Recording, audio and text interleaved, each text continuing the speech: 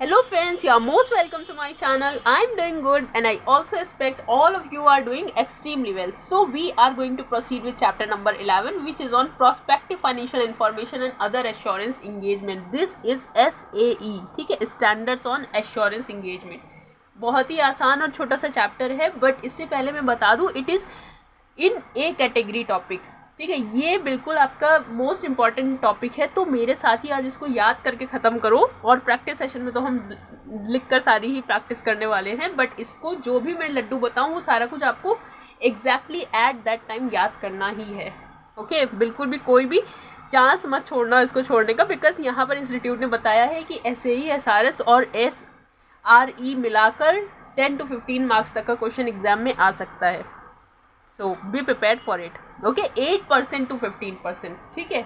मतलब 2 question 4 marks के आपको मिल सकते हैं, या ऐसा हो सकता है 1 क्वेश्चन मिले और बाकी MCQ मिले 4 मार्क्स तक के आपको, और बाकी आपका जो डिस्क्रिप्टिव में और भी कवर हो सकता है, 15 मार्क्स तक का आएगा, तो कोई भी 2 SRA, SRS, SRE में से कुछ भी आ सकता है।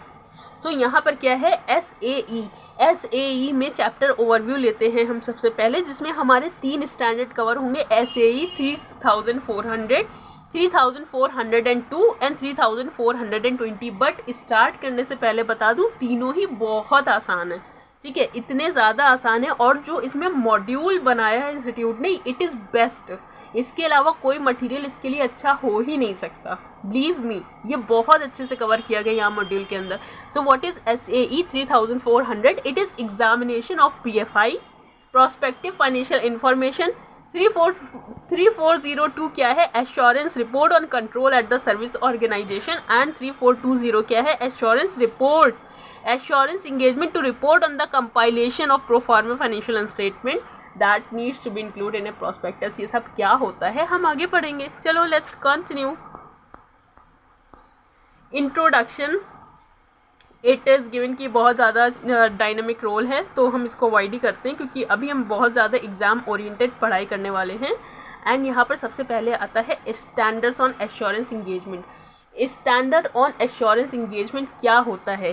ये एक एश्योरेंस इंगेजमेंट होता है दैट में relate to the examination of subject matter other than examination of financial statement. Mark this line, ठीक है। subject matter other than examination of financial statement मतलब कुछ ऐसा इशू है, कुछ ऐसा subject matter है जो कि एग्जामिनेशन ऑफ फाइनेंशियल स्टेटमेंट नहीं है, हमारा ट्रेडिशनल ऑडिट से अलग हट के, ठीक है, ट्रेडिशनल ऑडिट से कुछ अलग है। That is prepared on the basis of historical financial statement. जो हम अपने फाइनेंशियल स्टेटमेंट हिस्टोरिकली प्रिपेयर करते थे, ये उससे कुछ अलग है। So it is other than the examination of financial statement that is prepared on the basis of historical financial information, ठीक है, इसको छोड़ते हैं। In such type of insurance engagement examination में relate to prospective financial information. Prospective का मतलब क्या होता है, कुछ अलग, कुछ दूर का, ठीक है, कुछ फॉरवर्ड लुकिंग टाइप का, जिस मतलब थोड़ा सा दूर देखना, फ्यूचर में देखना, उसको हम बोलते हैं प्रोस्पेक्टिव।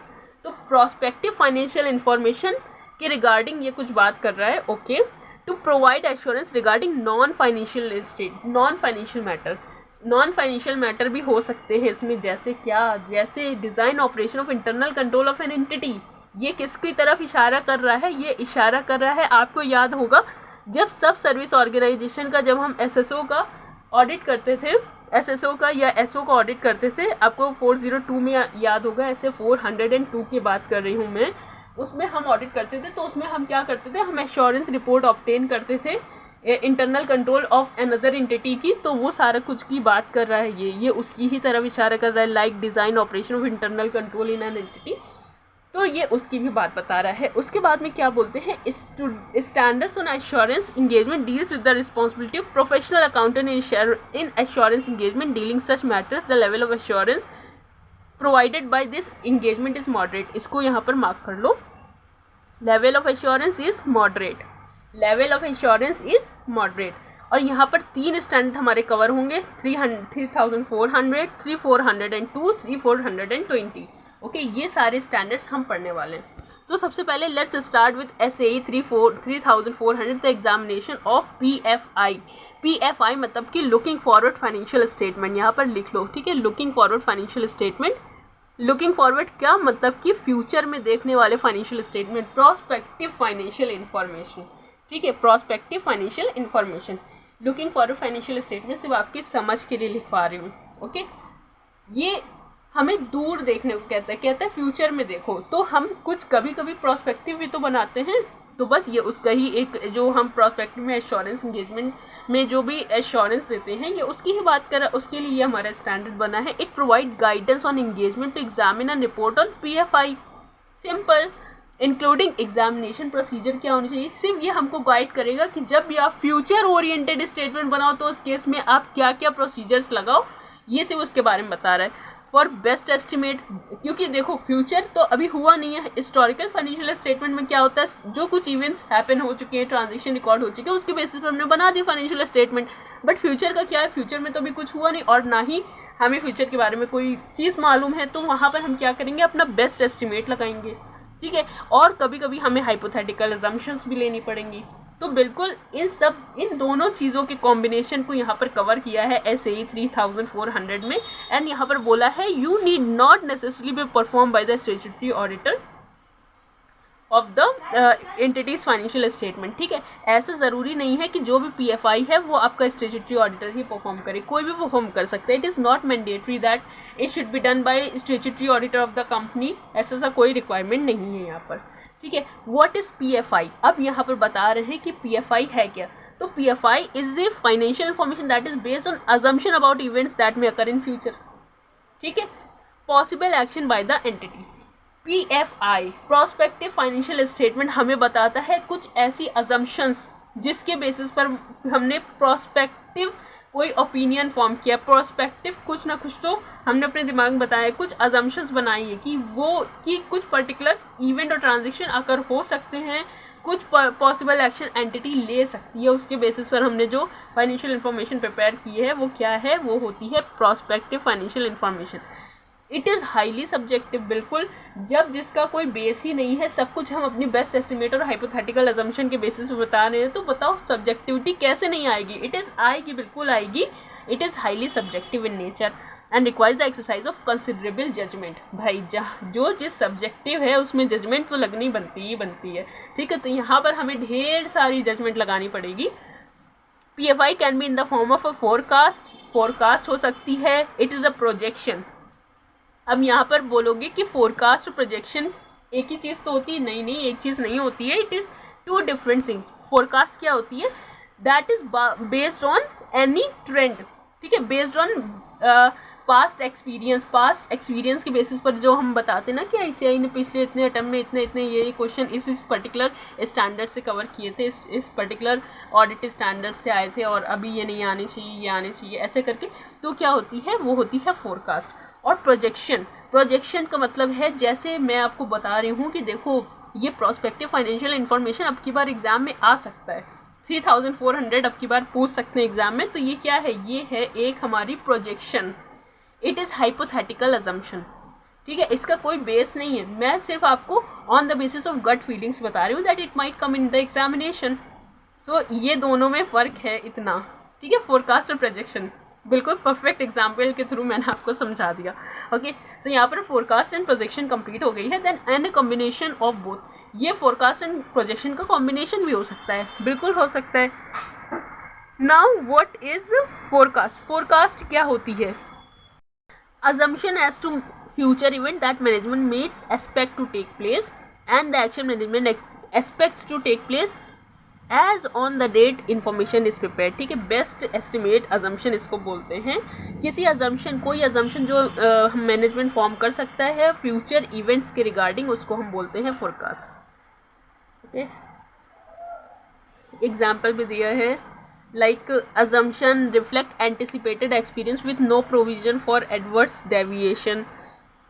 जैसे अगर आपने क्या किया है, CFO ने क्या किया है, CFO of A limited sales increase हो जाएगी 5% से, देयरफॉर सेल्स इंक्रीज इन्होंने क्या कर दिया है, ये एक सेल्स इंक्रीज होगी इनकी, ये इन्होंने फोरकास्ट ले लिया है, ठीक है, और इसको अपने PFI में इंक्लूड कर लिया। व्हाट इज़ प्रोजेक्शन के बारे में बोल रहे हैं, इट इज़ हाइपोथेटिकल अजम्पशन ठीक है, यह on the basis of a hypothetical assumption about future event and transaction which are not necessarily expected to take place.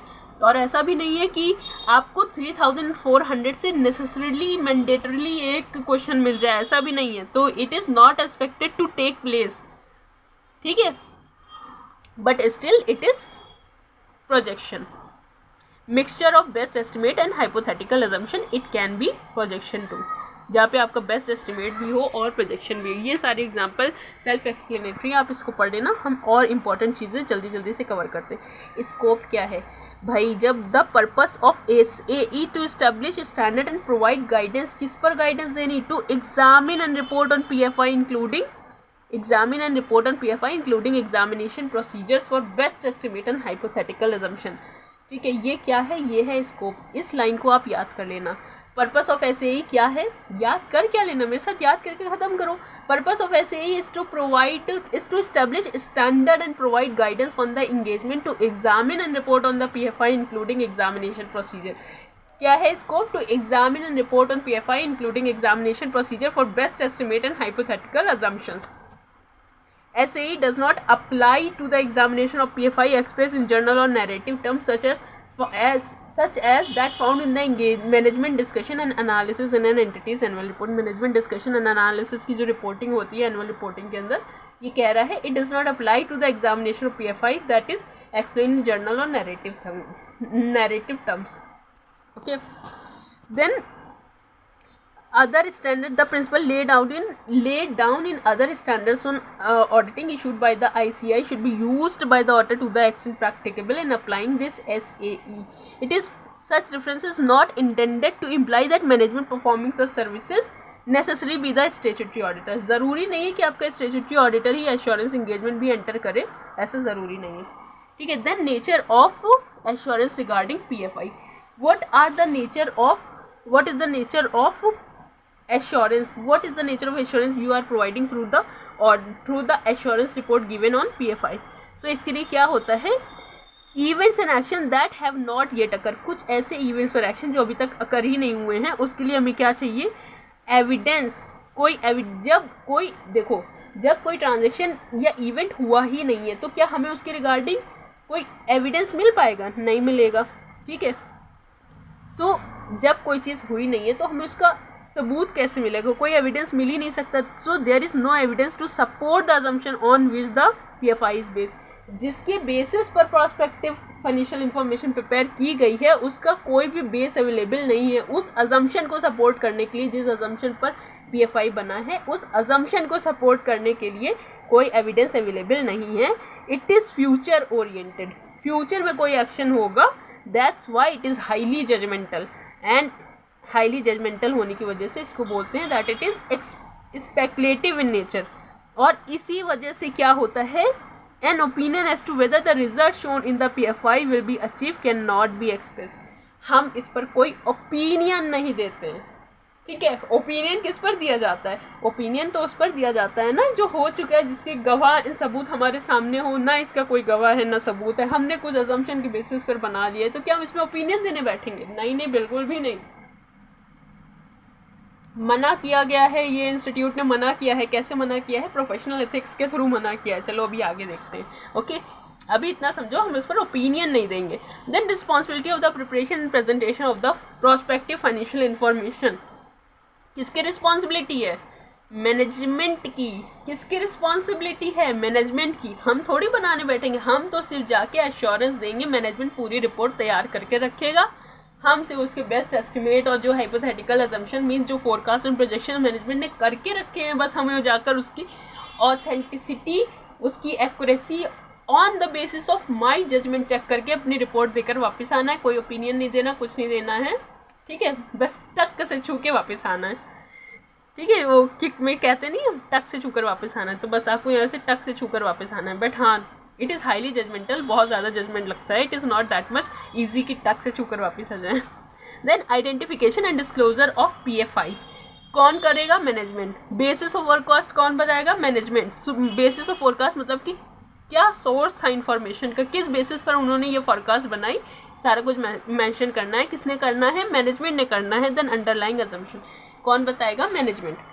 Okay, सो यहाँ पर मैनेजमेंट की ही सारी रिस्पॉन्सिबिलिटी है identification and disclosure of PFI की basis of forecast की underlying assumption, ये सारी कुछ किसकी रिस्पॉन्सिबिलिटी है? मैनेजमेंट की। चलो अब next, can professional accountant be associated with PFI? Mark it laddu. मैंने आपको बोला था ना कि मना किया है। किसने मना किया है? हमें प्रोफेशनल एथिक्स के थ्रू मना किया गया, इंस्टीट्यूट ने मना किया, ओपिनियन मत देना, ठीक है। तो इसके लिए हम PFI पर कभी ओपिनियन नहीं देते।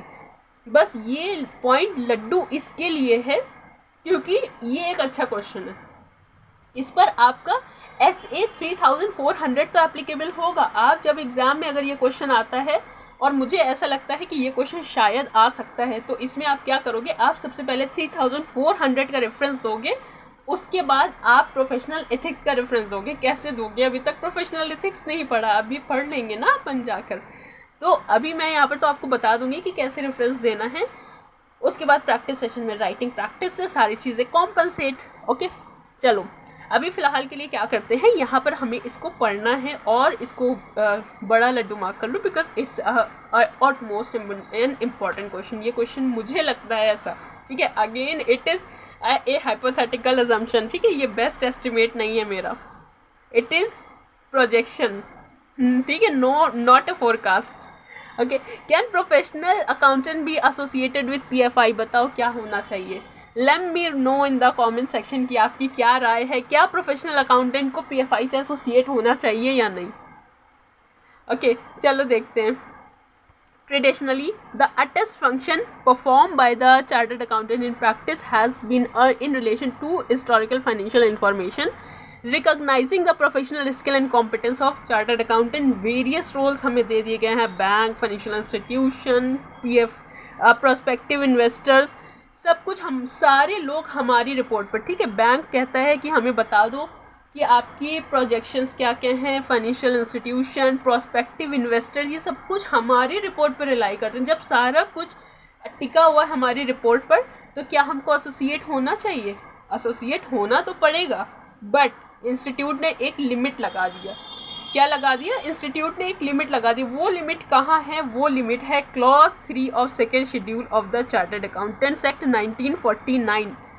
याद कर लो इसको, क्योंकि इसको आगे भी चल के आपको याद ही करना है, ठीक है। जब अभी मैं प्रोफेशनल एथिक्स डिस्कस करूँगी, उसमें सारा कुछ कवर होगा और वहाँ पे मैं आपको सब कुछ याद करवाऊँगी। अगर अभी याद हो जाता है तो बेटर है, नहीं होता है तो फिर बाद में याद कर लेंगे, no issue in it.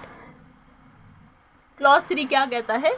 A chartered accountant in practice shall be deemed to be guilty of professional misconduct. हम गिल्टी बना देंगे आपको if you permit your name, if he permit his name और the name of his firm. अगर आपने अपना नाम या अपनी फर्म का नाम यूज़ किया, फॉर व्हाट, किस लिए यूज़ किया? To be use in connection with an estimate of earning contingent upon future transaction in a manner which may lead to believe that he vouches for the accuracy of the forecast। क्या कह रहा है institute कह रहा है हम आपको guilty बना देंगे अगर आपने क्या किया, अपना नाम या अपनी फर्म का नाम यूज़ किया। किस लिए यूज़ किया? To estimate an earning. आपने किसी की अर्निंग एस्टिमेशन के लिए अपना नाम या अपनी फर्म का नाम यूज़ किया, ठीक है। चार्टर्ड अकाउंटेंट बनने के बाद आपका नाम ऑर्डिनरी नाम थोड़ी बच गया। आपको अपना नाम और अपनी फर्म का नाम यूज़ नहीं करना है। किस लिए यूज़ नहीं करना है? For the purpose of estimation of an earning. अपना नाम बचाना है आपको for the purpose of an estimation of earning, जो फ्यूचर ट्रांजैक्शन के ऊपर बेस्ड है। अब बताओ, क्या PFI में हम फ्यूचर ट्रांजैक्शन के ऊपर बेस्ड अर्निंग की फोरकास्ट करते हैं? हाँ। और अगर आपने की है तो क्या आप यहाँ पर एसोसिएट नहीं हो सकते हो सकते हो, आगे तो पढ़ो। इन ए मैनर विच में lead to believe that he vouches for the accuracy of the forecast. इस मैनर में आप एंटर नहीं कर सकते हो जिस तरह से लगे कि आपने सारी जो भी फोरकास्ट की गई है आपने उसकी एक्यूरेसी चेक कर ली है। एक्यूरेसी का मतलब पता है, ये बहुत भारी वर्ड है। इसका मतलब होता है 100% चेकिंग, ठीक है। इसका मतलब होता है यू आर 100% श्योर कि जो भी यहाँ पर एस्टिमेशन किए गए हैं वो एस्टिमेशन सही है। अरे बाबा, हम कैसे दे सकते हैं एस्टिमेशन सही है? हम कैसे बता सकते हैं एस्टिमेशन सही है? जो फोरकास्ट है वो तो फोरकास्ट ही रहेगा, कभी एक्चुअल थोड़ी बन जाएगा। तो 100% तो कोई भी नहीं श्योर हो सकता है। हम तो फिर भी क्या ही बोले। तो यहाँ पर हमने क्या बोला है, यहाँ पर बोला है इंस्टीट्यूट ने अपना नाम और अपनी फर्म का नाम आप यूज़ नहीं करोगे to estimate an earning which is based on future transaction, और जिससे ये लगे कि आपने वो सारे ट्रांजैक्शन की जो एस्टिमेशन है उसकी एक्यूरेसी चेक कर ली है। ठीक है, मतलब अगर आपने लिख दिया that you have not vouch for the accuracy, क्या आप एसोसिएट हो सकते हो PFI से?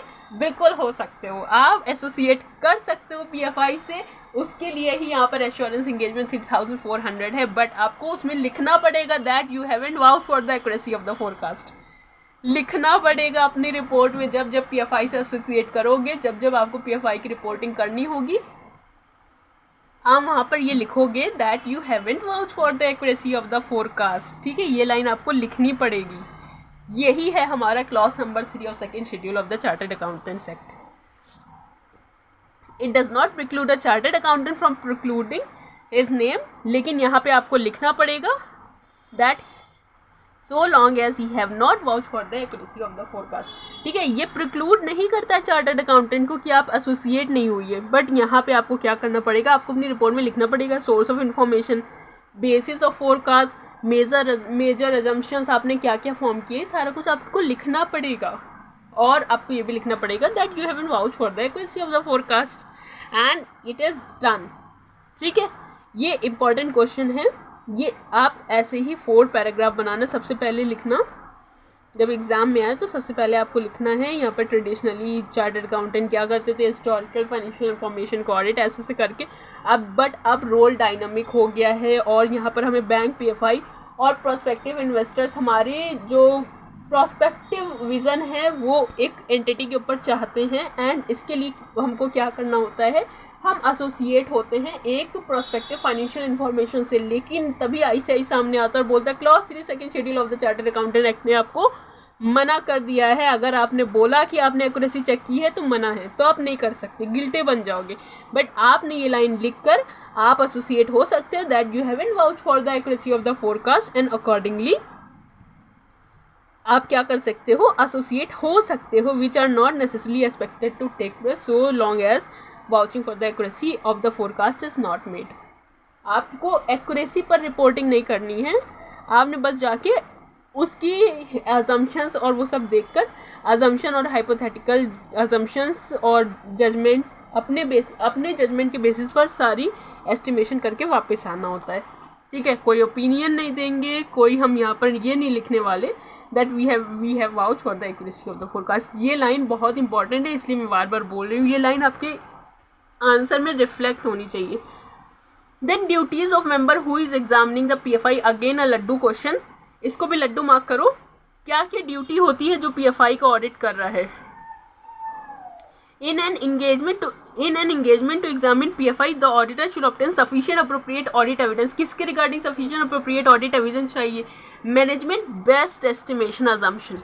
क्या चाहिए? Management best estimation assumption on which the PFI is not unreasonable, on which PFI prospective financial information is based are not unreasonable। हम best assumption लेंगे कि जो भी मैनेजमेंट ने PFI बनाया है वो उसके जो भी assumptions हैं वो अनरीजनेबल नहीं है, and in case of hypothetical assumption such assumptions are consistent with the purpose of the information। such assumptions are consistent with the purpose of information। वो अनरीजनेबल नहीं है और कंसिस्टेंट है with the purpose of the financial information. तो पहला क्या हुआ point? Management का best estimation assumption on which the PFI is based are not unreasonable नहीं है, and in the case of hypothetical assumptions are consistent. ठीक है, अजम्पशन कंसिस्टेंट है PFI की, जो भी PFI का पर्पस है उसके रिगार्डिंग अजम्पशन। सेकेंड पॉइंट क्या है? PFI is properly presented on the basis of assumption। PFI is properly presented on the basis of assumption। Then next point, PFI is properly presented and all material assumption adequately disclosed। ठीक है, first point क्या था? Best estimation बनाया है जिस पर PFI based है, और वो जो best estimation are not unreasonable and they are consistent with the purpose of the information, they are consistent with the PFI। ठीक है, बेस्ट एस्टिमेट अनरीजनेबल नहीं है, they are consistent with the PFI। दूसरा point क्या था कि हमने properly plan किया है on the basis of the assumption, जो भी अजम्पशन हमने फॉर्म किया था उसके बेसिस पर PFI फॉर्म किया है, ये भी हमारी ड्यूटी है, ये हमें चेक करना चाहिए। तीसरा पॉइंट क्या है, जो भी हमने मटीरियल अजम्पशंस ली है वो सारी material assumptions are adequately disclose and properly presented, वो सारी material assumptions are adequately disclose and is properly presented including a clear indication as to whether the best estimation assumptions or hypothetical assumption। ठीक है, क्योंकि दो का ही mixture भी हो सकता है, तो यहाँ पर आप बेस्ट एस्टिमेशन और हाइपोथेटिकल एस्टिमेट दोनों को ही कंसिडर करोगे। तो तीसरा पॉइंट क्या हो गया हमारा, whether it is properly presented in all, और जो भी मटीरियल अजम्पशंस थी उसको हमने अपने PFI में कंसिडर किया है, इंक्लूडिंग ए क्लियर इंडिकेशन कि ये बेस्ट एस्टिमेशन और हाइपोथेटिकल अजम्पशन क्या है, या फिर दोनों है, या दोनों का कॉम्बिनेशन है। ठीक है, एंड फोर्थ पॉइंट क्या है, it is based on a consistent basis with historical financial information using appropriate accounting principle. कुछ हेफाई नहीं जाना है आपको, जैसे हिस्टोरिकल फाइनेंशियल इंफॉर्मेशन बनाते हो same in line with the historical financial information आपको ये भी प्रिपेयर करना होगा। ठीक है, इसको याद करो, it is laddu. Recall with me, first point क्या था, best estimation assumption are not unreasonable and they are consistent with the purpose of the information. Best estimation assumptions are not unreasonable and they are consistent with the purpose of the information. दूसरी बात क्या थी, they are prepared on the basis of assumption, they are prepared properly prepared on the basis of assumption. तीसरी बात क्या थी, जो भी मटीरियल डिस्क्लोजर मटीरियल अजम्पशंस हमने फॉर्म किए हैं, that must be appropriately disclosed, that must be adequately disclose and PFI is properly presented. और अगर बेस्ट एस्टिमेशन लिया है या हाइपोथेटिकल अजम्पशन लिया वो बता देंगे, अगर दोनों लिया है वो भी बता देंगे।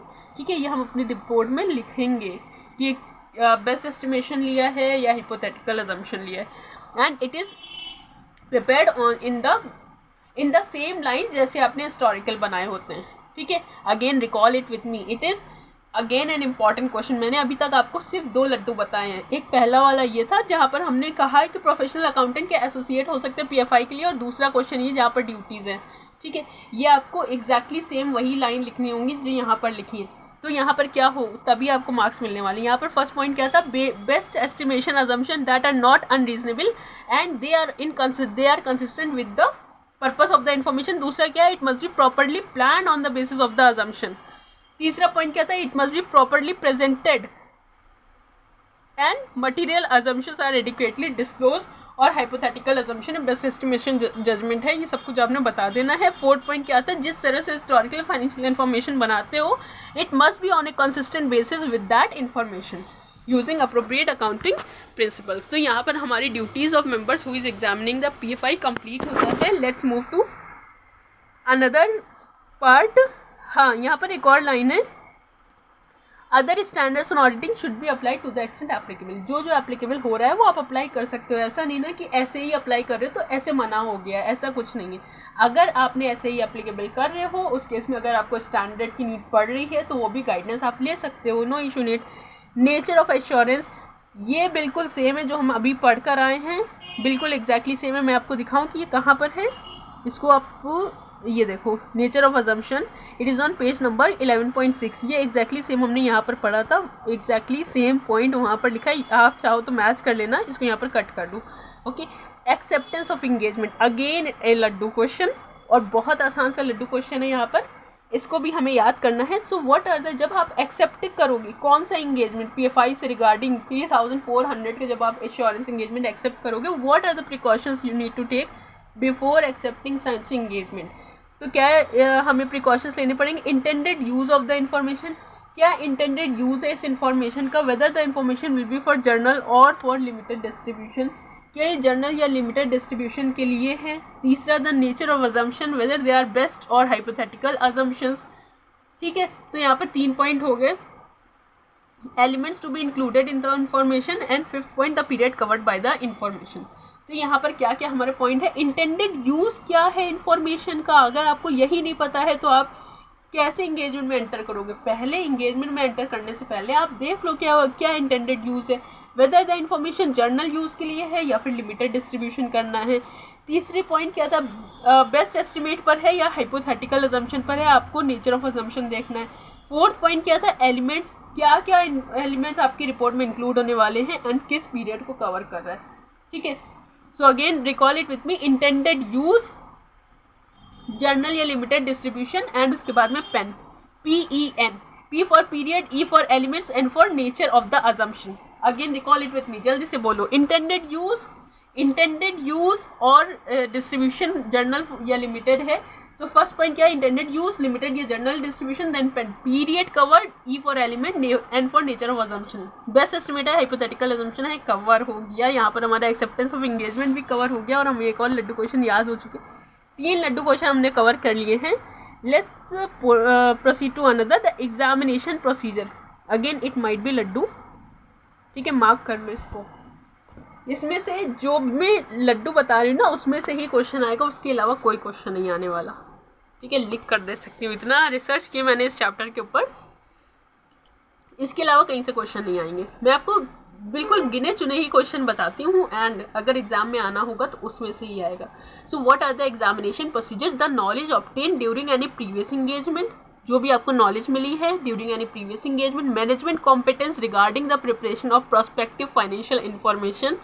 ठीक है, आपको मैनेजमेंट की जो भी कॉम्पिटेंस रिगार्डिंग द PFI वो भी हम कंसिडर करेंगे। Likelihood of material misstatement, extent to which the PFI is affected by the management judgment, source of information, stability of the entity's business and the engagement team experience with the business. ठीक है, चलो मेरे साथ फिर से पढ़ो। क्या क्या एग्जामिनेशन प्रोसीजर आप लगाओगे? Knowledge obtain during any previous engagement, अगर आपको कोई भी प्रीवियस इंगेजमेंट के थ्रू कोई नॉलेज है तो आप अपना वो एक्सपीरियंस शेयर कर सकते हो यहाँ पर। किसके साथ में? अपनी PFI की ऑडिट करने के लिए यहाँ पर आप अपना वो एक्सपीरियंस अप्लाई कर सकते हो। ओके, दूसरा पॉइंट क्या था, management competence regarding the preparation of PFI, management की कॉम्पिटेंस, क्योंकि PFI बनाता कौन है? मैनेजमेंट बनाता है। तो क्या management is competent enough to make those statement, ये भी आपको चेक करना। लाइकलीहुड, कितना गलती हो सकती है, ठीक है, कितने गलती हो सकती है ये भी देखना है। Extent to which the PFI is affected by the management judgment, किस एक्सटेंट द PFI अफेक्ट करेगा मैनेजमेंट की जजमेंट को। And the fifth point, sources of information, क्या सोर्सेज ऑफ इंफॉर्मेशन है जिसके बेसिस पर PFI बनाया गया है। Stability of the management entity's business and the engagement team experience with the business and the industry in which the entity operates. ठीक है, तो ये यहाँ पर आपके टोटल कितने 1 2 3 4 5 6 7 पॉइंट्स हैं, जिसमें से अगर कोई भी आप 5 पॉइंट्स याद रखते हो तो it is well and good. First point क्या था? Knowledge obtain during any previous engagement. दूसरा, मैनेजमेंट कॉम्पिटेंस। तीसरा क्या? गलती होने के चांसेस कितना? Likelihood of material misstatement, extent to which the PFI is affected by the management judgment। Fifth, source of information, जिस सोर्स के बेसिस पर आपने अपने PFI प्रिपेयर किए वो भी बता दो। And stability of the entities, internal entities business की एंटिटी की बिजनेस की स्टेबिलिटी क्या है। एंड मैनेजमेंट टीम का एक्सपीरियंस कितना है, किस इंडस्ट्री में काम करा है उन आपकी एंगेजमेंट टीम ने और किस इंडस्ट्री से लाई कर रही है, आपकी जो क्लाइंट है वो किस इंडस्ट्री से लाई कर रही है। ये सारी कुछ हमारी एग्जामिनेशन प्रोसीजर्स हैं। Okay, in performing these procedures, source and reliability of the evidence, re-estimation assumption need to be assessed, entities budget, debt agreement, industry publication, etc., and they need to be verified that the hypothetical assumptions are consistent with the purpose of PFI and there is no reason to believe that they are clearly unrealistic। ठीक है, verify करना पड़ेगा that जो hypothetical assumption है it must be inconsistent with the what, with the PFI, and there is no reason to believe कि वो बिल्कुल भी अनरियलिस्टिक assumptions मत फॉर्म करो। कुछ ऐसा तो करो कि हाँ जो हमें देखने में ठीक लगे कि हाँ एटलीस्ट ऐसा तो हो सकता है, ऐसी सी assumption आपको फॉर्म करनी चाहिए। बस यही कह रहा है। देन प्रेजेंटेशन एंड डिस्क्लोजर के रिगार्डिंग यहाँ पर 6 पॉइंट्स हैं। The presentation is informative and not misleading. ठीक है, ये बहुत ही कहते नहीं सेल्फ एक्सप्लेनेटरी पॉइंट है, तो ये बस वैसे कि प्रेजेंटेशन कैसी होनी चाहिए, इन्फॉर्मेटिव होनी चाहिए, मिसलीडिंग नहीं होनी चाहिए। अकाउंटिंग पॉलिसी आपने प्रॉपरली डिस्क्लोज की होनी चाहिए, अकाउंटिंग पॉलिसीज प्रॉपरली डिस्क्लोज होनी चाहिए। अजम्पशन डिस्क्लोज होनी चाहिए, किन अजम्पशंस के बेसिस पर आपने PFI बनाया है। ठीक है, date on which PFI is prepared, किस डेट पर आपने PFI प्रिपेयर किया था वो डेट बता दीजिए. Basis of estimation that is clearly indicated and the range is not selected. कोई बायसनेस नहीं होनी चाहिए, विदाउट एनी बायसनेस आपको रिपोर्ट प्रिपेयर करनी है. कोई चेंज है अकाउंटिंग पॉलिसी में तो वो भी बता दो. रिपोर्ट ऑन एग्जामिनेशन, रिपोर्ट कैसे बनेगी? अरे सिंपल सी रिपोर्ट है, टाइटल, एड्रेसी और identification of PFI, then reference to the standards on auditing applicable to the examination of PFI, statement that the management responsible for PFI including the underlying assumption, purpose, restricted distribution. सारा कुछ यहाँ पे आपको report में, आपको report याद नहीं करनी, बस रिपोर्ट समझना है कि इसमें क्या क्या आपको लिखना होगा. Management is responsible for the PFI and the reference to the purpose and restricted distribution, then examination procedure including examination on test basis, then negative assurance as to which the assumption provided are reasonable, then opinion as to whether the PFI is properly prepared on the basis of the assumption, appropriate caveat concerning the achievability of the result and date of report, place and signature. ऐसे करके आपको report याद नहीं करनी, ठीक है. Report सिर्फ आपको मैंने रेफरेंस के लिए बता दिया. एक बार बस जस्ट रीड वाला मार्क कर दो आप यहाँ पर. एंड यहाँ पर दिया है such a report would state whether based on the assumption of the evidence supporting the assumption anything come to the attention with cause to believe that the assumption do not provide a reasonable basis. अगर ऐसा लगता है कि assumption do not provide the a reasonable basis for the preparation of such prospective financial information, auditor report कर देगा. दूसरी बात क्या, express an opinion as to whether the PFI is properly prepared on the basis of assumption and it is presented in accordance with the relevant reporting framework. ये भी auditor express करेगा उसके regarding. And क्या आपको state करना है, actual results are likely to be different from the PFI. अगर actual results are likely to be different मतलब ये वही है ना कि लाइकलीहुड ऑफ मिस स्टेटमेंट, तो आपको ये देखना है projection has been prepared for using a set of assumptions, आपको ये भी देखना पड़ेगा, ठीक है. In case of any projection if it is prepared using the set of assumption that include hypothetical assumption about future events and action that are not necessarily expected to occur, और ऐसा लगता है कि वो तो कभी होने का ही नहीं जिस बेसिस पर आपने अपने PFI प्रिपेयर किए हैं. So the auditor will state that point two. When it is believe that a qualified or adverse opinion in the report on PFI should be expressed or withdrawal from the engagement should be made, and it is रुको एक minute. when it is believed that the presentation disclosure of PFI is not adequate, उस case में आप क्या करोगे, qualified या adverse opinion या आपको क्या करना होगा, अपना एक्सप्रेशन. और ये जो यहाँ पर हमने देते हैं क्वालिफाइड एडवर्स ओपिनियन, ये हम PFI के ऊपर नहीं देते हैं, ठीक है. PFI के अजम्पशन के ऊपर नहीं देते, ये सिर्फ हम प्रिपरेशन के ऊपर देते हैं. मैंने आपको बोला था PFI की अजम्पशन के ऊपर हम कभी भी अपना ओपिनियन नहीं देते. We haven't vouch for the accuracy of the forecast, ठीक है. मैंने आपको बताया था ओपिनियन नहीं देना है और वहाँ से निकल जाना है. तो इस केस में यहाँ पर क्या करते हैं, हम PFI की कभी भी हम PFI के जो भी हमारे अजम्पशंस होते हैं और हाइपोथेटिकल जजमेंट्स होते हैं, एस्टिमेट्स होते हैं, उसके बेसिस पर हम कभी भी ओपिनियन नहीं देते. सिर्फ हम प्रिपरेशन पर देते हैं कि preparation as per financial statement है या नहीं. और उसके अलावा अगर हमको लगता है कि risk of material miss statement ज़्यादा हो रहा है, रिस्क ऑफ मटेरियल अनसर्टेनिटी ज़्यादा हो रहा है या फिर डेविएशन ज़्यादा हो रहा है, तो हम उस पर क्या करते हैं, हम उसमें यहाँ पर रिपोर्टिंग करते हैं दैट इट इज़ क्वालिफाइड और adverse in the report on the PFI that should be express और withdrawal from the engagement should be made as appropriate. Okay, when it is believed that one or more significant assumption do not provide a reasonable basis for the PFI that is based on the best assumption, ये वही point है जो ऊपर लिखा है, adverse reporting आपको यहाँ पर करनी पड़ेगी, ठीक है. It might come in MCQ, सो इसको एक बार आप यहाँ पर मार्क कर लो, when से लेकर कंसिडर तक. तो व्हेन इट इज़ बिलीव कि जो आपके अजम्पशन है वो आपकी रीजनेबल नहीं है, तो आपको एडवर्स ओपिनियन देखना होगा. और अगर एडवर्स ओपिनियन एक्सप्रेस नहीं करने दिया जा रहा है उस केस में आपको विड्रॉल कंसिडर करना पड़ेगा. एंड अगर आपको लगता है कि आपको प्रॉपर कोई भी प्रोसीजर जो आपको लगानी चाहिए थी वो प्रोसीजर आप नहीं लगा पाए, you are precluded the application of one और मोर प्रोसीजर कंसिडर नेसेसरी, उस केस में क्या करेंगे, या तो हम विड्रॉ कर लेंगे अगर विड्रॉल परमिटेड है, ऑब्वियसली कई केस में विड्रॉल परमिटेड नहीं होता, तो अगर विड्रॉल परमिटेड है तो हम विड्रॉ कर लेंगे, नहीं तो फिर हम डिस्क्लेमर ऑफ ओपिनियन देंगे। ठीक है, मतलब यहाँ पर आपको एविडेंस तो मिलने नहीं वाला क्योंकि कुछ इवेंट हैपन हुआ ही नहीं है, तो यहाँ पे आप अपने प्रोसीजर लगाओगे। अगर वो प्रोसीजर्स लगाने से आपको लिमिट किया गया, आपको प्रिक्लूड किया गया, उस केस में आप क्या दोगे, डिस्क्लेमर दोगे, डिस्क्राइबिंग द स्कोप लिमिटेशन, बताओगे कि मेरे स्कोप को लिमिट किया जा रहा है and that's why I am out. Okay, then documentation की बात आती है। डॉक्यूमेंटेशन में आपको जितना कुछ भी आपने प्रोसीजर लगाए सारा कुछ डॉक्यूमेंट कर लेना है, दिस इज अबाउट डॉक्यूमेंटेशन। उसके बाद में टेस्ट योर अंडरस्टैंडिंग हम कवर कर लेंगे प्रैक्टिस सेशन में। देन SAE 3402 पर आते हैं, SAE 3402 पर आते हैं। एक हमारा एश्योरेंस इंगेजमेंट खत्म हो चुका है। यहाँ पर SAE 3402 क्या कहता है, assurance report on control at the service organisation.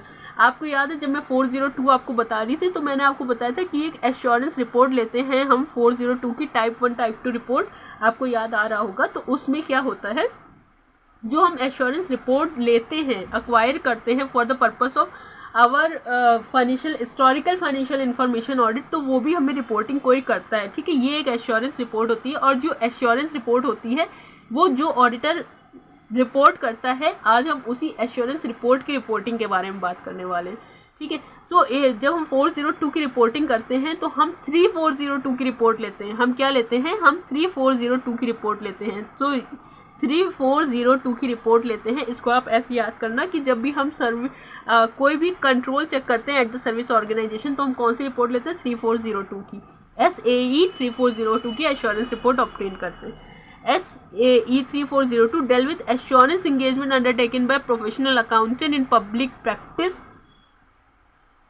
to provide a report for use by the user entity और उसके ऑडिटर हमारी इंटरनल और हमारे क्लाइंट के इंटरनल ऑडिटर इंटरनल कंट्रोल पर रिलाई कर पाएँ। इसके लिए क्या दी जाती है, एश्योरेंस रिपोर्ट, और वो एश्योरेंस रिपोर्ट कौन इशू करता है, सर्विस ऑर्गेनाइजेशन का ऑडिटर। ओके, सर्विस ऑर्गेनाइजेशन का ऑडिटर इशू करता है। अगर किसी को लग रहा है कि उसको 402 नहीं आता तो कॉन्सेप्ट लेक्चर सारे अवेलेबल हैं, प्लेलिस्ट में जाकर ढूंढ लो। Okay, it compliments SA 402 in that report prepared in accordance with SAE। और SAE 402 में हमने प्रॉपर उसकी रिपोर्टिंग भी चेक की थी, सब कुछ पढ़ा हुआ है। Okay, scope of SAE 3402, it applies only when the service organization is responsible for making an assertion about the suitable design of control. ये किस पर है, सिर्फ और सिर्फ डिज़ाइन ऑफ कंट्रोल के बेसिस पर। It does not deal with assurance engagement. ये सिर्फ डिज़ाइन प्रॉपर हुआ है या नहीं हुआ है, ये उस पर बात कर रहे हैं। ठीक है, to report only on whether the control at the service organization is operated. जैसा कंट्रोल बताया गया था वैसा कंट्रोल चल रहा है एंटिटी के अंदर या नहीं। To report only on control at the service organization other than those relate to a service that is likely to be relevant to the user entity's internal control as it relate to financial reporting। हमें 402 में जो भी internal control से report relevant report चाहिए होती है, सारा कुछ हमें एश्योरेंस रिपोर्ट 3402 में ही मिलता है। Then what is service organization, we already read in 402। Service organization की जो रिपोर्ट होती हैं, क्या उसके कंट्रोल, ये सारा कुछ हमने पढ़ा हुआ है। एक बार 402 चेक कर लेना, सारा कुछ हमने पढ़ा हुआ है। ओके, यूज़र ऑडिटर कौन होता है, सर्विस ऑडिटर कौन होता है, already we have read in SA 402। अब यहाँ पर objective of service auditor in accordance with SAE 3402, page number 11.15 पर आ जाओ सब लोग। We are going to discuss the objective of service auditor in accordance with SAE 3402। What is the objective? our objective is to obtain reasonable assurance about whether in all material respect the service organization description of its system fairly represent the system as designed and implemented। जिस तरह से design किया था उसी तरह से आपका internal control implement हो रहा है, उसी तरह से आपका इंटरनल कंट्रोल चला है जिस तरह से हमने डिज़ाइन करके रखा था। Then whether the control related to control objective stated in the service organisation description of the system were suitably design throughout the specified period. इसको कहते हैं T1 रिपोर्ट। ठीक है, in case of T1 report as at the specified date, जिस तरह से हमने जो अपना सेट किया था अपना इंटरनल कंट्रोल, हमारा इंटरनल कंट्रोल वैसा ही चल रहा है। ऐसा कौन एश्योरेंस दे रहा है, ऐसा एश्योरेंस दे रहा है service auditor. Were included in the scope of the engagement the control operated effectively to provide reasonable assurance in the service organisation description of its system were achieve throughout the specified period. ठीक है, तो यहाँ पर ये हमारा objective discuss हो गया पूरा, जहाँ पर हमने बोला कि हम क्या कर रहे हैं, हम ये देख रहे हैं description of the internal control is represent fairly, control objective are suitably designed throughout the specified period and scope of the audit engagement are operated effectively and organization description system were achieved throughout the specified period. Okay, T1 T2 report क्या होती है, we have already discussed कि T1 T2 report क्या होती है, but still एक बार देख लो। सर्विस और description, service organisation description of system, written assertion. ठीक है, यहाँ पर देखो मैंने आपको बताया था जब हम ऐसे 402 पढ़ रहे थे तो उस केस में मैंने आपको बताया था कि T1 T2 रिपोर्ट में डिफरेंस क्या होता है। ठीक है, डिफरेंस ही यहाँ पर पढ़ लेते हैं क्योंकि फिर इतना ज़्यादा पढ़ने का कोई इतना मतलब नहीं बनता। यहाँ पर जो डिफरेंस होता है वो ये होता है कि यहाँ पर हम क्या करेंगे, प्रेजेंटेड फेयरली दोनों में देखेंगे। इंटरनल कंट्रोल के जो ऑब्जेक्टिव हैं स्टेटेड, वो डिस्क्रिप्शन पूरा प्रॉपर है नहीं, दोनों में देखेंगे। उसके बाद में तीसरा पॉइंट आता है, 2 पॉइंट हो गए। यहाँ पर जो सी पॉइंट है ये T1 रिपोर्ट में मिस होता है। ठीक है, ये सी पॉइंट T1 रिपोर्ट में मिस है। ये क्या पॉइंट है, that the controls are operating effectively throughout the specified period. ये सिर्फ और सिर्फ T2 रिपोर्ट में होता है। ठीक है, टाइप 2 रिपोर्ट में हम ऑपरेटिंग एफिशिएंसी की बात करते हैं और T1 रिपोर्ट में सिर्फ इंटरनल कंट्रोल की डिज़ाइन एंड इम्प्लीमेंटेशन की बात करते हैं। ठीक है, this is the main difference between these two. और उसके बाद में यहाँ पर ये भी दोनों पॉइंट सेम ही हैं, would convey reasonable assurance about the matter, and again यहाँ पर भी convey reasonable assurance about the matter and description of the test of control and the result thereof. Test of control का additional point आ जाता है T2 report में, and वो सारा कुछ नहीं होता है हमारे T1 रिपोर्ट में। ठीक है, तो T2 रिपोर्ट में एडिशनल क्या होता है, operating efficiency of internal control. T1 report is a report on the DDO, मैंने आपको बताया था DDO, design description and the operating efficiency. ठीक है, T2 रिपोर्ट क्या होता है, DDO, और T1 रिपोर्ट में क्या होता है, O मिस होता है, डिज़ाइन एंड डिस्क्रिप्शन की बात करते हैं। T2 रिपोर्ट में design, description and operating efficiency तीनों की बात करते हैं। So now how such engagement is proceeded with, again this is not that much relevant, so we need to comply with ethical requirement. Obviously without ethical requirement के compliance के बिना कहाँ हम कोई भी स्टैंडर्ड या कोई भी गाइडेंस कैसे फॉलो कर पाएंगे। सो एथिकल रिक्वायरमेंट ज़रूरी है, इसमें आप अंदर का जितना पॉइंट है वो सारा कुछ रीड कर लेना। ठीक है, then determination management TCWG and communicate with them. Management कौन है, TCWG कौन है, we need to identify and we need to communicate with them as per SA 260। तो 260 के जो भी मतलब हमारे स्टैंडर्ड्स के पोर्शन थे वो सारा कुछ यहाँ पर दोबारा से ही लिखा गया है और उसके अलावा कुछ नहीं। Acceptance and change in the terms of the engagement ऐसे 210 में पढ़ते थे, वही पॉइंट है यहाँ पर भी लिखे हुए। accessibility and suitability of criteria, materiality and understanding the service organization system, evidence regarding the design of control, operating evidence, operating effectiveness के रिगार्डिंग कंट्रोल जो T2 रिपोर्ट में हमारा स्पेशल एलिमेंट बनता है, एंड उसके बाद में इंटरनल ऑडिट फंक्शन को अंडरस्टैंड करना है। ये सब नॉर्मल जनरल पॉइंट थे। Then asking for written representation. ठीक है, आस्किंग फॉर रिटर्न रिप्रेजेंटेशन, इसको आप एक बार देख लो, ऐसे 580 लगता है रिटर्न रिप्रेजेंटेशन पर, बट स्टिल यहाँ पर इंस्टीट्यूट ने थोड़ा अच्छे से कवर किया। So I want to mark it laddoo over here, इसको एक बार देख लो। ओके, इस ऐसे का ये पहला लड्डू है। Asking for written representation from the service organisation that reaffirm the assertion accompanying the description of the system। Service organisation से हम क्या क्या एक्सपेक्ट करेंगे, reaffirm that the assertion accompanying the description of the system and that he provide the service auditor with all the relevant information, and उसके साथ में उसका agreement क्या है, and that it disclose service organisation any of the following, जिससे उसको पता हो। इनफैक्ट इसको भी लड्डू मत मार्क करो, जस्ट इरेज इट। ये इतना ज़्यादा अच्छा पॉइंट है नहीं जो इसमें से क्वेश्चन मिल सके, मैं यही सोच रही थी। ठीक है, that reaffirm that the assertion accompanying the description of the system, it provides the service auditor with all the relevant information and access agreed to it, and that it disclose the service auditor any of the following point कि non compliance क्या है, deficiency, and उसके बाद में तीसरा point आपका क्या है, controls were not operated as described। तो it is not चलो अच्छा मार्क किया हुआ है तो करे रहो, बट इतना कोई बहुत अच्छा पॉइंट, वही सेम पॉइंट है जो हमने ऐसे 580 में, मतलब मेरा कहने का ये है कि लास्ट टाइम मैं आपको वो पॉइंट मार्क कराना चाहती हूँ जो आपको एडिशनल देखना पड़े, जिसको देखे बिना आप एग्जाम में मत जाओ, ठीक है। लड्डू का acronym, laddoo is an acronym for last day, ठीक है। सो ये हम ऑलरेडी 580 में कवर कर चुके हैं, तो I don't want to again divest your time over it, क्योंकि टाइम बहुत कम होता है एग्ज़ाम के एक दिन 1.5 दिन पहले। देन सब्सिक्वेंट इवेंट, ऑलरेडी ये सब कुछ हमने पढ़ा हुआ है एसेस के अंदर। रिपोर्टिंग की बात आती है, ये बहुत ही छोटा ऐसे है, ठीक है। रिपोर्टिंग में हम क्या क्या टाइटल, एड्रेसी एंड उसके बाद में आप एक काम करो, रिपोर्टिंग को मार्क कर लो, जस्ट रीड, एक बार रीड कर लेना, रिपोर्टिंग को रीड कर लेना, ओके।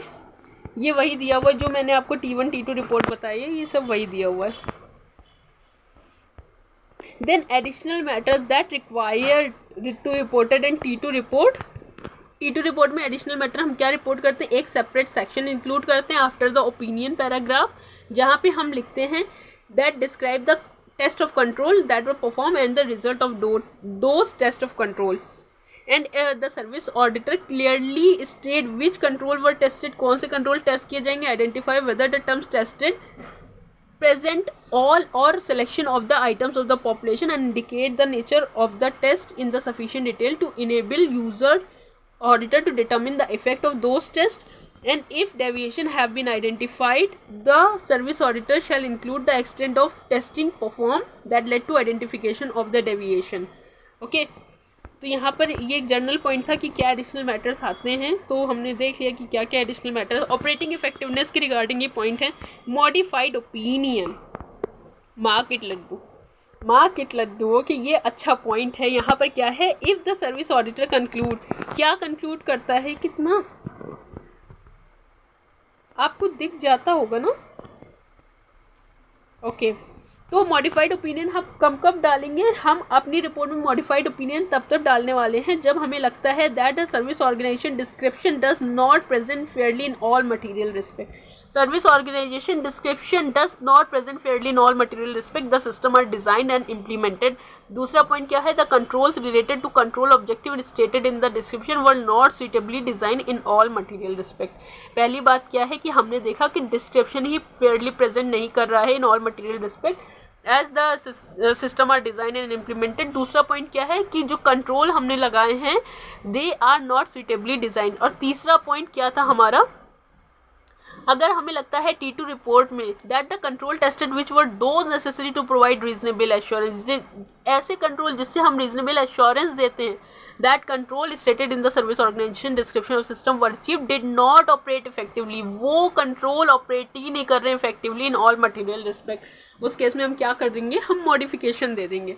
एंड फोर्थ पॉइंट क्या है, the service auditor is unable to obtain sufficient appropriate evidence, the service auditor's opinion shall be modified and the service auditor assurance report contain a clear description of the reason for the modification, okay. तो यहाँ पर हमारे 4 points क्या थे, सबसे पहले तो description, the service organization description does not fairly represent in all material respect the system are designed and the systems are designed and implemented, ठीक है। पहली बात क्या है कि जो भी हमारा डिस्क्रिप्शन है it does not Fairlie presented in all material respect. दूसरी बात क्या थी कि जो भी हमारे कंट्रोल ऑब्जेक्टिव है दे वर नॉट सुटेबली डिजाइन। तीसरी बात क्या है, T2 रिपोर्ट में हमने क्या किया है, हमने देना है रीजनेबल एश्योरेंस, बट वहाँ पर डिस्क्रिप्शन जो हमारा एलिमेंट होता है, एडिशनल एलिमेंट, वही हमारा इज नॉट ऑपरेटिंग इफेक्टिवली।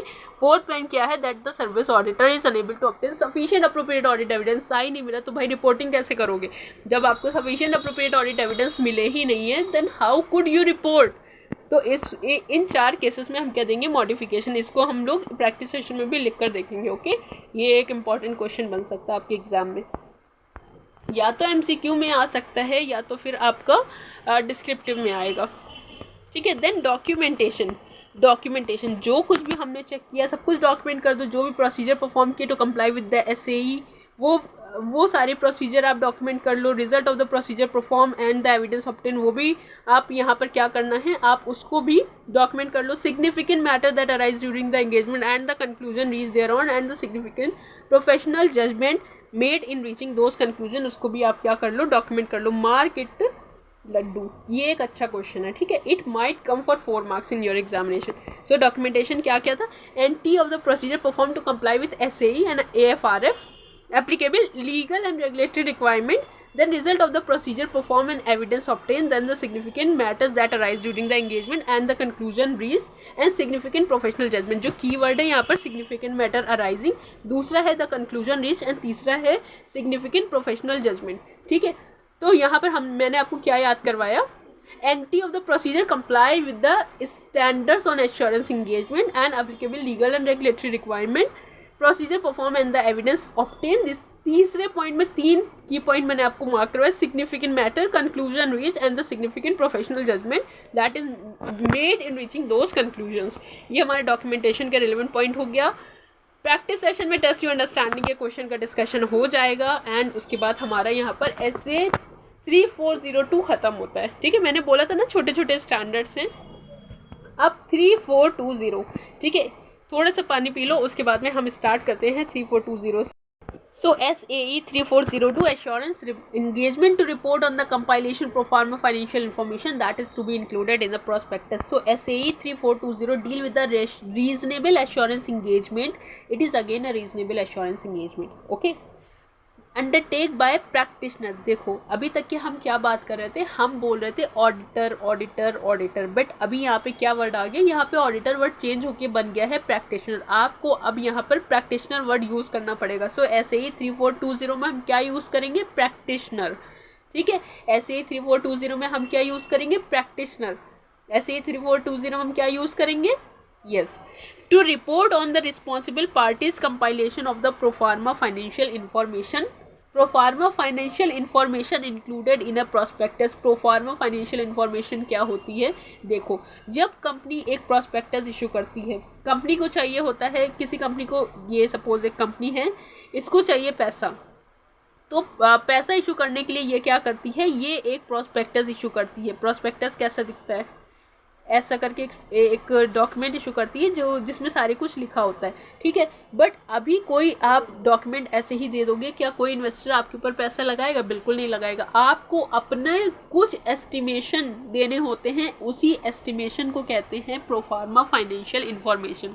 ठीक है, कुछ एस्टिमेशन के बेसिस पर आपको डेटा कुछ देना होता है कि हमारा EPS अभी इतना है, इतना होने के चांसेस हैं, एंड ये जो चांसेस हैं it is far more different than 3400. 3400 में हम पूरा फाइनेंशियल स्टेटमेंट प्रोजेक्शन के बेसिस पर बनाते हैं, बट यहाँ पर हम बस कुछ फाइनेंशियल इंफॉर्मेशन देंगे, और वो भी किस पर्टिकुलर पर्पस के लिए? सिर्फ और सिर्फ हम देंगे किसके लिए? हम देंगे यहाँ पर प्रॉस्पेक्टस के लिए. ठीक है, प्रॉस्पेक्टस में इंक्लूड करने के लिए हम यहाँ पर कुछ जो इन्फॉर्मेशन देंगे, बस उसी इन्फॉर्मेशन का कंपाइलेशन करने की एश्योरेंस पर हमें एक एश्योरेंस रिपोर्ट इशू करनी है कि जो कंपाइलेशन किया, कंपाइलेशन कौन किया होगा? ऑब्वियसली मैनेजमेंट ने किया होगा. तो मैनेजमेंट ने जो भी कंपाइलेशन किया है वो अप्रोप्रिएट है या नहीं है, इस पर हमें रिपोर्टिंग करनी होती है. उस रिपोर्ट को हम कंसिडर करते हैं SAE 3420 के अंदर. Okay, I hope you are very clear about these two assurance engagement. 3420 को आप 3400 से कंपेयर भी मत करो. वहाँ यहाँ पर हम प्रॉस्पेक्टस के लिए बनाते हैं, वहाँ पर हम पूरा फाइनेंशियल स्टेटमेंट बना रहे हैं प्रोजेक्शंस के बेसिस पर. बैंक, PFI, बैंक या फाइनेंशियल इंस्टीट्यूशन, और ये जो आपका प्रोस्पेक्टिव इन्वेस्टर्स को चाहिए होता है financial statement, projected financial statement, हम वो बना रहे होते हैं 3400 में. बट यहाँ पर हम क्या बना रहे हैं? प्रॉस्पेक्टस के लिए कुछ इन्फॉर्मेशन बना रहे हैं on the basis of some projections. Okay, it applies where such reporting is required by securities laws और रेगुलेशन. कोई सिक्योरिटी लॉ की रिक्वायरमेंट है, ठीक है, अगर हमें प्रॉस्पेक्टस इशू करना है तो उसमें कुछ हमें इन्फॉर्मेशन देनी पड़ेगी, that is journal accepted practice in such jurisdiction. तो ये उसके लिए स्पेसिफिक स्टैंडर्ड्स ऑन ऑडिटिंग है. Okay, what is proforma financial information? Proforma financial information का मतलब क्या होता है? It refers to the financial information shown together with adjustment to illustrate the impact of event or transaction, और unadjusted financial information अगर event अगर हो जाता और transaction undertake कर लिया जाता किसी earlier date पर, that is selected for the purpose of the illustration. तो अगर किसी अर्लियर डेट पर कोई इवेंट अगर हो जाता और ट्रांजैक्शन अंडरटेक कर लिया जाता तो उसका इम्पैक्ट क्या होता, यहाँ पर देखो वर्ड लिखा है इम्पैक्ट। इम्पैक्ट क्या होता उस इवेंट और ट्रांजैक्शन का अगर हम उसको एंटर कर लेते। ये हम कैसे बताते हैं, ये हम बताते हैं प्रोफार्मा फाइनेंशियल इंफॉर्मेशन के थ्रू। यहाँ पर थोड़ा सा लाइन है, यहाँ पर स्पेस है, थोड़ा थोड़ा यहाँ पर लिख लो, ठीक है, यहाँ पर थोड़ा सा लिख लो। Prediction of the company's future financial position, prediction of the company's future financial position that is based on estimate data। लिखो यहाँ पर prediction of the company's future financial position that is based on estimated data।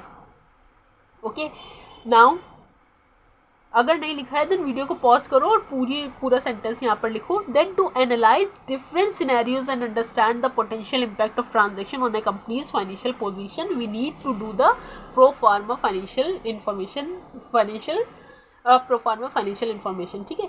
लिखो यहाँ पर to analyse different scenarios, मतलब different scenarios को हम लगाते हैं कि अगर ऐसा कर लिया होता तो हमारा सिचुएशन क्या होता।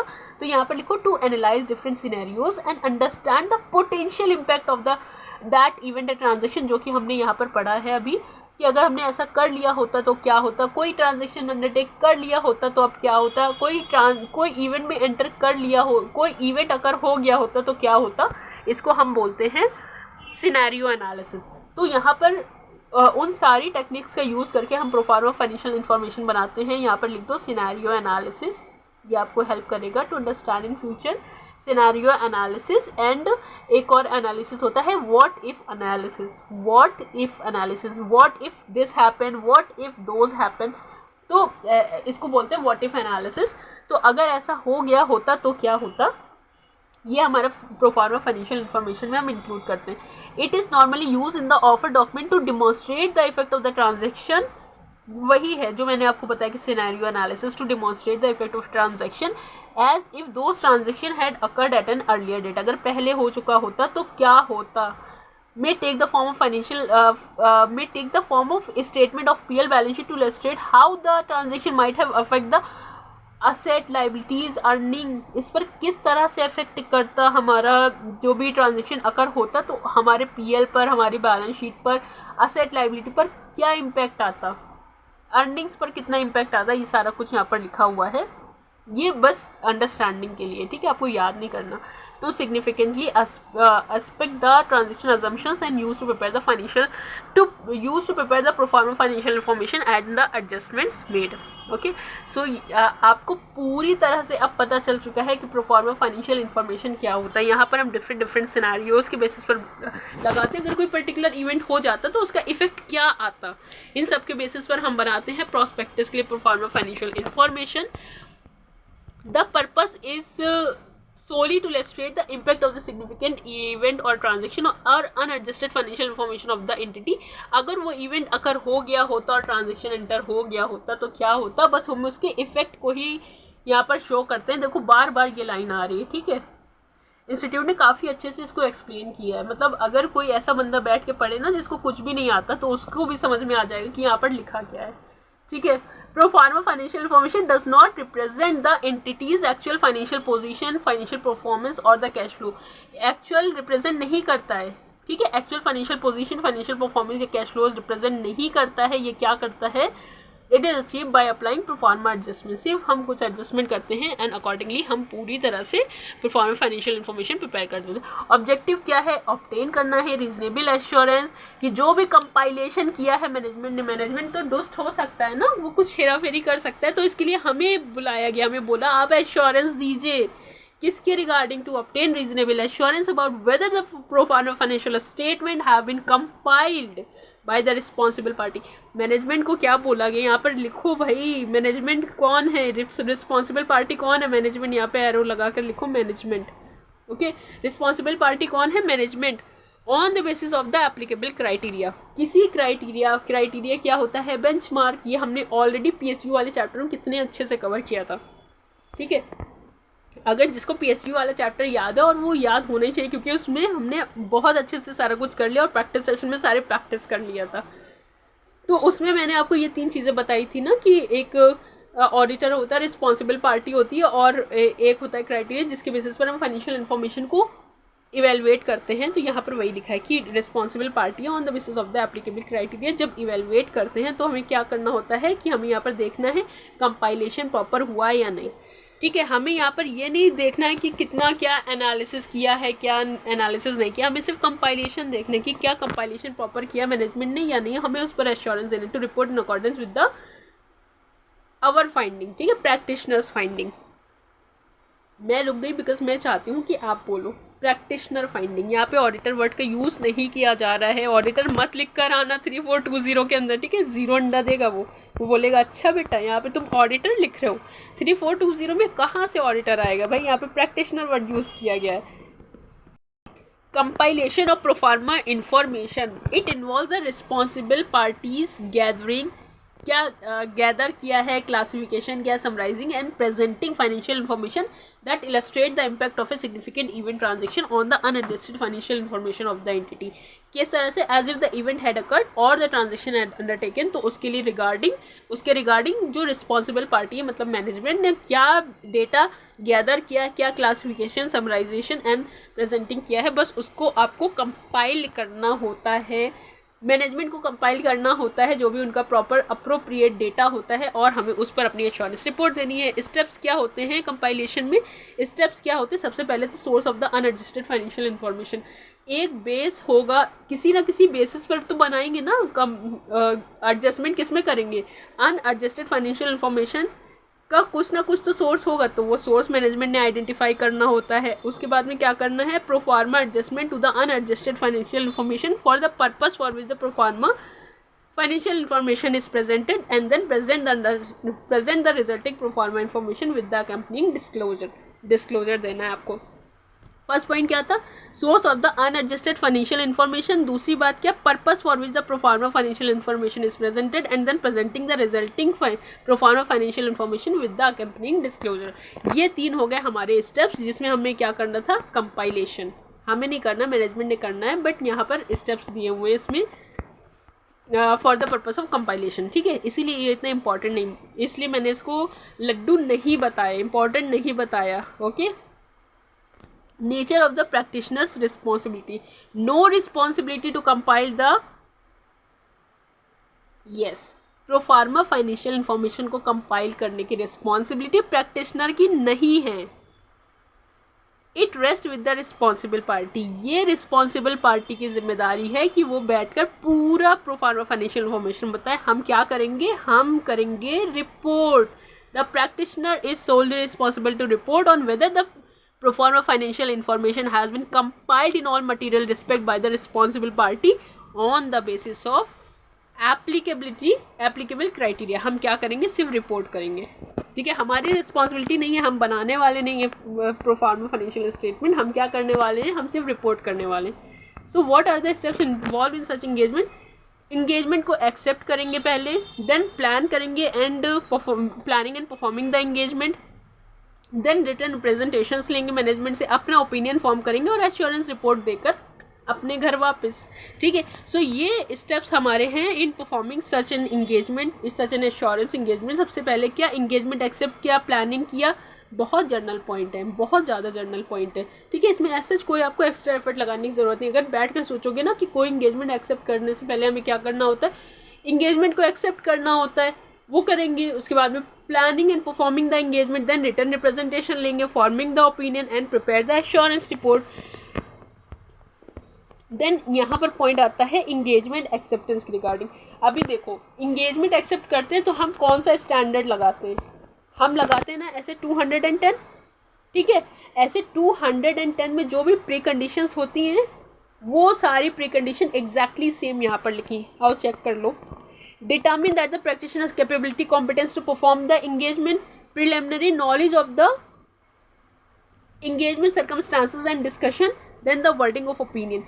सिर्फ यहाँ पर क्या है, थोड़ी सी वर्डिंग चेंज कर दी, प्रैक्टिशनर लिख दिया। ठीक है, प्रिलिमिनरी नॉलेज और यहाँ पर वर्डिंग ऑफ द ओपिनियन, ऐसा करके यहाँ पर बस थोड़ी सी लैंग्वेज चेंज की, बाकी पूरा ऐसे 210 की ही अंडरस्टैंडिंग पे बना हुआ है।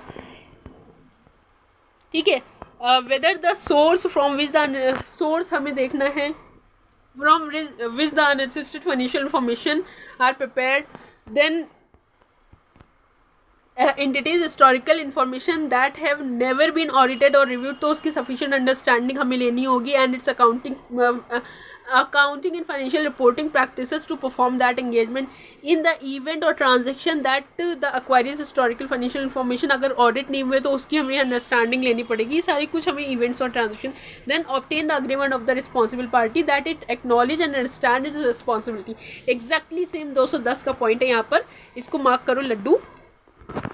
We need to obtain understanding of the responsible party that it acknowledge and understand its responsibility. Responsibility किस चीज़ की मैनेजमेंट किस चीज़ की रिस्पॉन्सिबिलिटी अपनी एक्नॉलेज करेगा, तो मैनेजमेंट एक्नॉलेज करेगा. Management agreement of the responsible party किसके लिए, यहाँ पे देखो लिखा है रिस्पॉन्सिबल पार्ट, इसको कर लो पार्टी, ठीक है. Agreement of the responsible party, it is not part. Okay, क्या है अग्रीमेंट के लिए, adequately disclosing and describing the applicable criteria to the intended user if they are not publicly available. हमें क्या करना है, हमें applicable criteria of the intended users अगर वो publicly available नहीं है, हमें क्या करना है, उसको adequately disclose करना है. Then compile the pro forma financial information on the basis of the applicable criteria and providing the practitioner with what, अरे भाई 3 चीज़ों से प्रोवाइड करना था, 210 में भी तो 3 चीज़ें प्रोवाइड करना था. सारी इन्फॉर्मेशन दे दो, access with all the information जो उसके ऑडिट के लिए ज़रूरी है. दूसरी बात क्या, एडिशनल इन्फॉर्मेशन जो वो आपसे बोले, प्रैक्टिशनर ने जो आपसे बोला है कि वो हमें दे दो, वो एडिशनल इन्फॉर्मेशन भी आपको देनी पड़ेगी. देन तीसरी बात क्या थी, एक्सेस टू द पर्सन, जो पर्सन से हम पूछताछ करना चाहेंगे वो पर्सन का एक्सेस भी हमें दे दो. एंड यहाँ पर एक पॉइंट है, when needed for the purpose of the engagement, access to appropriate individual within the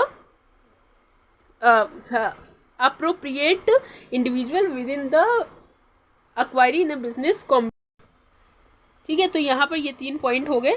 और यहाँ पर access to those within the entity's advisers, अगर जो हमको लगता है जिन्होंने बनाया है प्रोफार्मा, तो हमें उनका भी एक्सेस चाहिए. तो ये 2 पॉइंट आपके, जो ऐसे 210 में एक पॉइंट था, यहाँ पर 2 उसको कर दिए गए हैं.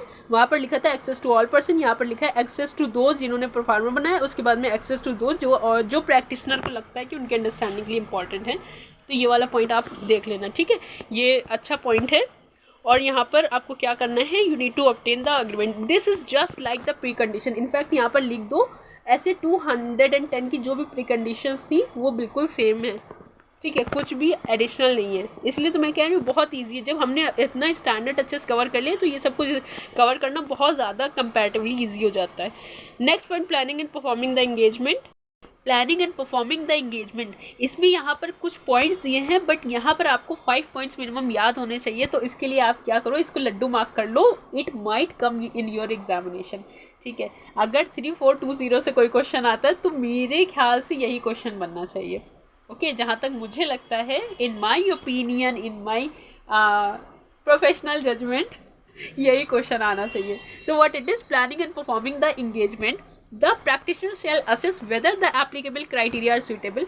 क्या एप्लीकेबल क्राइटेरिया सुइटेबल है as required by framework for assurance engagement. जो भी एप्लीकेबल क्राइटेरिया है, क्या वो सुइटेबल है या नहीं है. This is the first point. Then point number 2, when planning and performing the engagement, materiality को आप इवेलुएट करो, whether the pro forma financial information compiled with the applicable criteria in accordance with the applicable criteria. तीसरा point की understanding of how the responsible party compiled with the pro forma financial information and other engagement circumstances. इसमें क्या करेंगे, हम इसकी understanding लेंगे. And understanding लेने के बाद हम 4th पॉइंट में क्या देखेंगे, ऑब्टेन करेंगे evidences about the appropriateness of the source. जिसको बनाया बेस, उसका सोर्स तो बता दो. अनएडजस्टेड फाइनेंशियल इन्फॉर्मेशन को आप बेस बनाते हो तो आप ये बता दो, जब अनएडजस्टेड फाइनेंशियल इन्फॉर्मेशन आपने लिया है, उसको बेस बनाया है, तो वो आपने किस सोर्स से ऑब्टेन की है. क्योंकि अगर बेस नहीं सही होगा तो कैसे पूरा financial statement, pro forma financial information कैसे सही हो सकता है. भाई नींव गलत है तो बिल्डिंग तो गलत ही बनेगी ना. तो इस केस में आपको क्या होगा, जो भी बेस बनाया अनएडजस्टेड फाइनेंशियल इन्फॉर्मेशन, उसका सोर्स भी बता दो कि किस सोर्स से आपने वो एविडेंस ऑब्टेन किए हैं, appropriateness of the source. Then अगर in case there is no audit or review report, अगर इससे पहले कभी भी अनएडजस्टेड फाइनेंशियल इन्फॉर्मेशन का रिव्यू या रिपोर्टिंग नहीं हुई है, तो आपको क्या करना होगा, प्रोसीजर अप्लाई करने पड़ेंगे while you are going to check the source whether the source is appropriate और नॉट। हमने तो कह दिया सिंपल से सोर्स ले लो, उसको उसकी अप्रोप्रिएटनेस चेक कर लो। अरे भाई, हमारी एंटिटी के कभी हिस्टोरिकल आज तक ऑडिट ही नहीं हुए, तो उस केस में क्या करेंगे? उस केस में तो हमको ये देखना पड़ेगा ना, एडिशनल ऑडिट प्रोसीजर लगा के हमें ये देखना पड़ेगा ना weather the source is appropriate और weather what could be the alternative audit procedure we could apply for getting our source in a more comprehensive way and in a way that through which we can check that the source is appropriate or not. Okay, उसके बाद में हमें क्या check करना होगा, that the practitioner shall determine whether the responsible party has appropriately extracted the unadjusted financial information. क्या unadjusted financial information के ऊपर आपने प्रॉपर एडजस्टमेंट लगाए हैं, प्रॉपर एक्सट्रैक्शन किया है या नहीं। उसके बाद क्या देखना है, obtain evidence about the appropriateness of the proforma adjustment. ठीक है, क्या देखना होगा, बेस तो हमने चेक कर लिया कि वेदर इट इज़ अप्रोप्रिएट और नॉट। अब जब उस बेस पर हम बनाने चले हैं पूरा प्रोफार्मा फाइनेंशियल इन्फॉर्मेशन, उस पर हमें क्या करना होगा, उस पर हमें ये देखना होगा we need to obtain evidence about the appropriateness of that pro forma financial adjustment to. ठीक है, जो अनएडजस्टेड फाइनेंशियल इन्फॉर्मेशन है उस पर जो भी एडजस्टमेंट करेंगे हमें उसकी अप्रोप्रिएटनेस भी चेक करनी होगी। So what is written over here, यहाँ पर बहुत सिंपल से पॉइंट है, बस इसमें से 4 या 5 पॉइंट याद करके रखना। इट इज़ लड्डू, इसलिए हम इसको प्रैक्टिस सेशन में लिखेंगे, सो इसको याद करना है। First point is practitioner shall assess whether the applicable criteria are suitable. Materiality check करना है, प्रोफार्मा रिस्पॉन्सिबल पार्टी कंपाइल्ड किया प्रोफार्मा फाइनेंशियल इन्फॉर्मेशन को, हमें वो भी चेक करना है। ऑब्टेन करा है evidence about the appropriateness of the source, वो भी चेक करना है। कोई ऑडिट रिव्यू नहीं हुआ है तो हम उसकी अप्रोप्रिएटनेस कैसे चेक करेंगे। ठीक है, उसके लिए हमें ऑल्टरनेटिव ऑडिट प्रोसीजर लगाने पड़ेंगे। रिस्पॉन्सिबल पार्टी ने कैसे एडजस्टमेंट किया है, क्या प्रॉपर्ली एक्सट्रैक्शन हुआ है एडजस्टेड फाइनेंशियल इन्फॉर्मेशन का फ्रॉम द सोर्स या नहीं, ये देखेंगे। उसके बाद में appropriateness of the proforma financial statement, जब पूरा प्रोफार्मा बन के तैयार हो गया है हम उसकी भी अप्रोप्रिएटनेस चेक करेंगे। In relation to unadjusted financial information proforma adjustment में क्या क्या इंक्लूड होगा, it is not that much relevant, but at least मैं आपको बता रही हूँ बिकॉज यहाँ पर लिखा हुआ है। ये हमारा जो planning and performing the engagement जो मैंने आपको ये लड्डू मार्क कराया था, ये उसका पार्ट नहीं है। Okay, it is additional point. तो adjustment to unadjusted financial information illustrate the impact of significant event transaction as if the event has occurred और the transaction had been undertaken at an earlier date selected for the purpose of illustration. ये point मैंने आपको exactly same अभी पढ़ाया है, ये वही point है जो एडजस्टमेंट की बात कर रहा है। Necessary for the proforma information to be compiled on a consistent basis, ये कंसिस्टेंसी की बात कर रहा है, whether they are inconsistent with the historical financial information और not.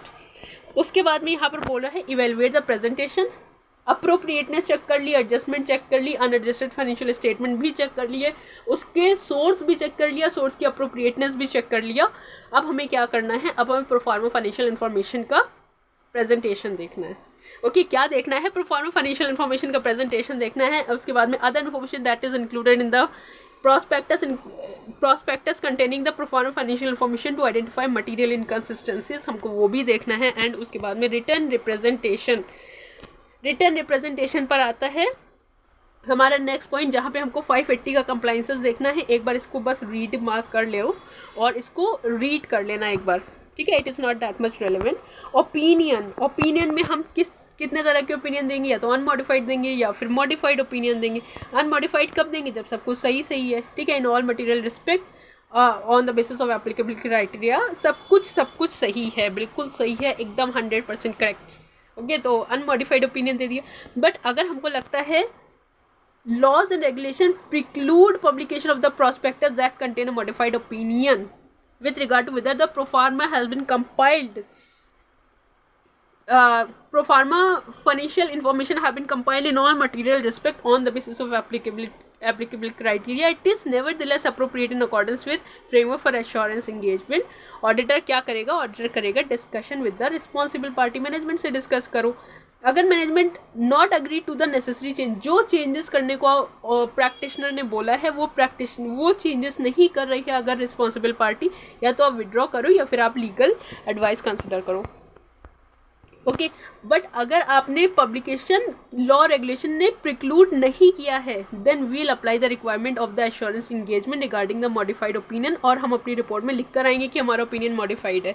Okay then EOM para में क्या है, there might be circumstances that it is necessary to draw the users attention to matters presented disclose in the proforma financial information.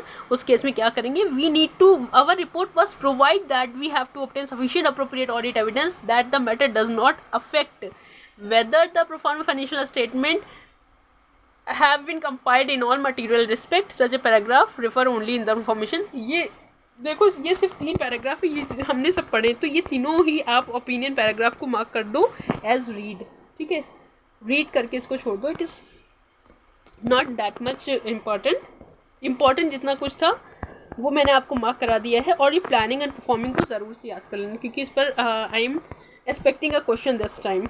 अगर 3420 consider करते हैं institute तो ये एक अच्छा क्वेश्चन है। देन रिपोर्ट को अगेन आप जस्ट रीड मार्क कर लो, रिपोर्ट को एक बार रीड कर लेना। हमने सारा कुछ ऑलरेडी पढ़ा हुआ है, ठीक है, ऐसा कुछ एडिशनल पॉइंट नहीं है। डॉक्यूमेंटेशन के बारे में तो जितने भी प्रोसीजर लगाए हैं हमें सबका डॉक्यूमेंटेशन बनाना है। डॉक्यूमेंटेशन के लिए आपका 3420 की रिपोर्ट डॉक्यूमेंटेशन इंपॉर्टेंट है। ओके 3420 की डॉक्यूमेंटेशन इंपॉर्टेंट। देन यहाँ पर बाकी कुछ हम प्रैक्टिस सेशन में कवर करते हैं एंड यहाँ पर हमारा पूरा एश्योरेंस इंगेजमेंट खत्म होता है। So it's approximately 1 hour 20 minutes और हमने पूरा कॉम्प्रहेंसिव रिवीजन क्या पूरी तरह से याद करके सारा कुछ कवर कर लिया है। एंड इससे अच्छा with in this time PFI को मैं एक्सपेक्ट नहीं करती, ठीक है। बाकी सब कुछ जितना कुछ हमने याद किया सारा कुछ हम प्रैक्टिस सेशन में लिखेंगे। Until take care and bye bye.